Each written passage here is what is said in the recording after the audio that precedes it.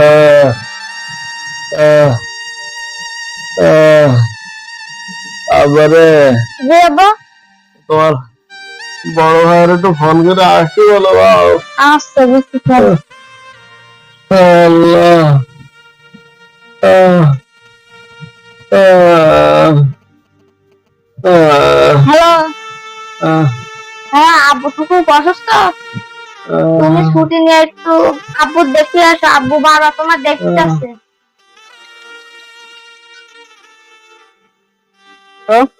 এখন অসুবিধা phone this কেন? কি হয়েছে? কেউ মরে গেছে নাকি? দে আব্বার কাছে দে। হ্যাঁ আব্বা, আমার কাছে এখন টাকা পয়সা নেই, আমি এখন বাড়ি আসতে পারবো না।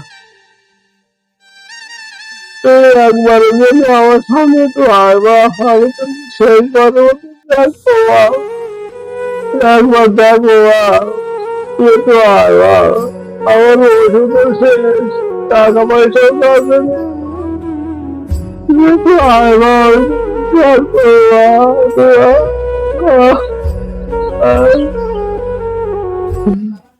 বাজান আমার ওষুধ শেষ, আচ্ছা ভাইয়া তাহলে রাখো। ঘন ঘন কাশি হয়, বুকের বামে আসে ব্যথা, ঝাপসা কথা ছেলের কানে যায় না, আচ্ছা তোমার কি হচ্ছে?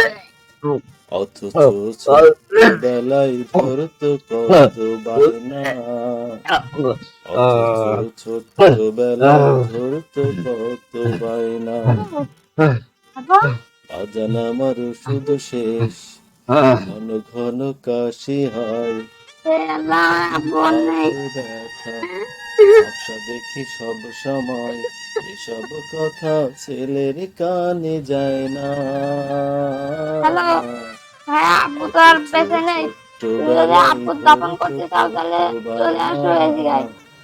অথচ ছোট্টবেলায় ধরতো কত